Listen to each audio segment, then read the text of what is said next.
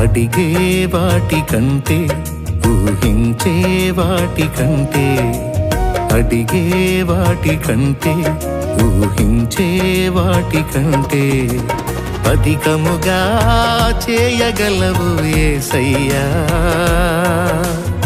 నన్ను నడిపే సారథివి నీవేనయ్యా. అధికముగా చేయగలవు యేసయ్యా. నన్ను నడిపే సారథివి నీవేనయ్యా. అడిగే వాటి కంటే ఊహించే వాటి కంటే.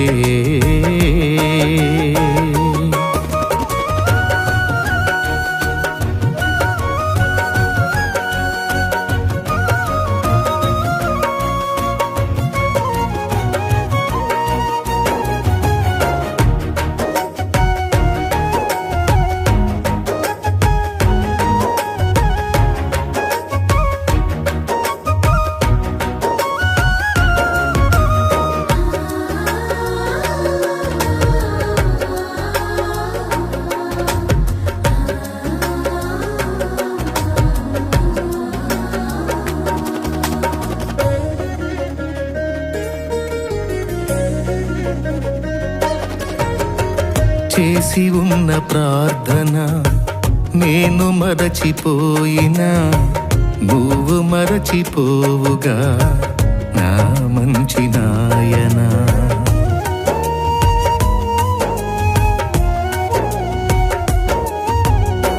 చేసి ఉన్న ప్రార్థన నేను మరచిపోయినా నువ్వు మరచిపోవుగా నా మంచి నాయనా.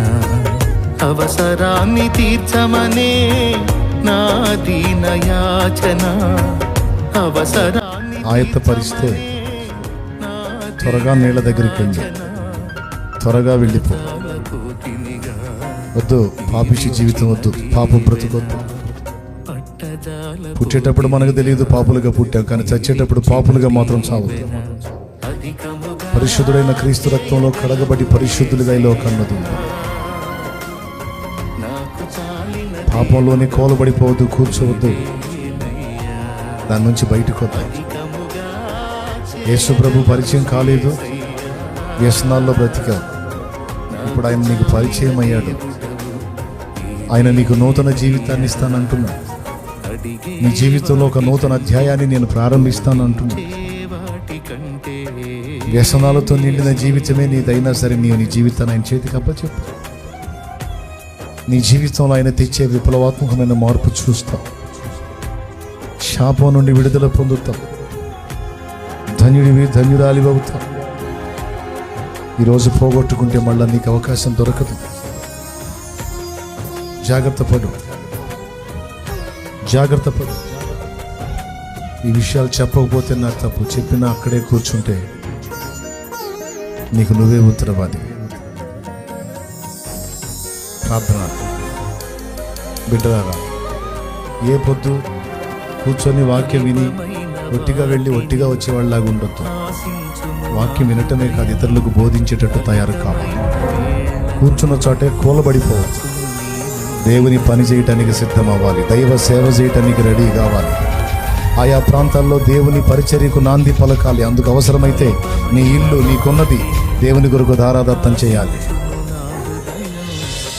నా దేవుడు సత్యవంతుడు, న్యాయవంతుడు. ఆయన కొరకు త్యాగపూరితంగా నువ్వు అడుగులు ముందుకు వేయాలి. నువ్వు ఉన్న దగ్గరే ఉండిపోతే రేపు నిత్యమైన తీర్పులో బహుమానాన్ని పోగొట్టుకుంటావు. ప్రభు కొరకు ఫలించిన జీవితం నీకుండాలి.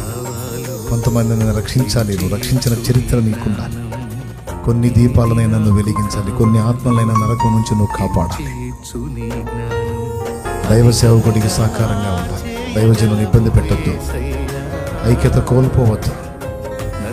సంఘములో అందరూ సంఘటితమై ఏకమై, ఇది మన తండ్రి సన్నిధి, మన పరిచర్య. మనమందరం ఏకమై సంఘటితమై ప్రార్థించిన, పరిచర్య చేసిన గొప్ప ఉజ్జీవం వస్తుంది.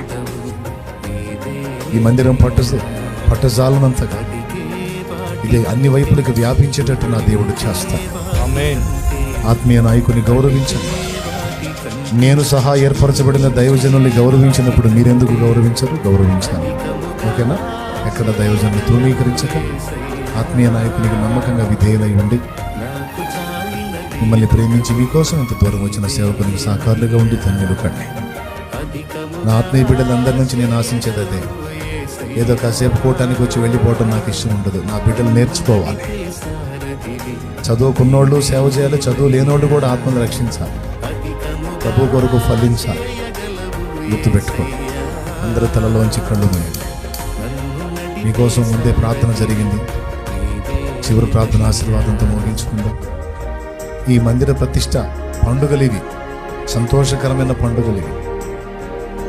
ఎందుకంటే ఆయా సమాజాల్లో దేవుని సన్నిధి దిగొస్తుంది. ఈ సంతోషకరమైన అనుభవాల్లో పాలివారు అవ్వటానికి కొంతమంది నేను ఎక్కడుంటే అక్కడికి వస్తూ ఉన్నారు, గమనిస్తూ ఉన్నాను నేను. కొంతమంది బిడ్డలు అది ఎంత దూరమైనా వెంటబడి వస్తూ ఉన్నారు. అలాగే ఆన్లైన్ ద్వారా అనేక మంది అందుబాటులోకి వస్తూ ఉన్నారు. ధన్యులు మీరు, ధన్యులు. జరుగుతున్న పనిలో మేము పాలివారము, మేము భాగస్థులమని వస్తూ ఉన్నాం. ధన్యులు, ఆశీర్వదించబడతారు.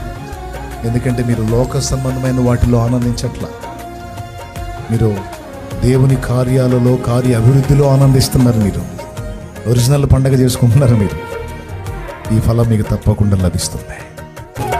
అధికముగా చేయగలవు యేసయ్యా, నన్ను నడిపేసా.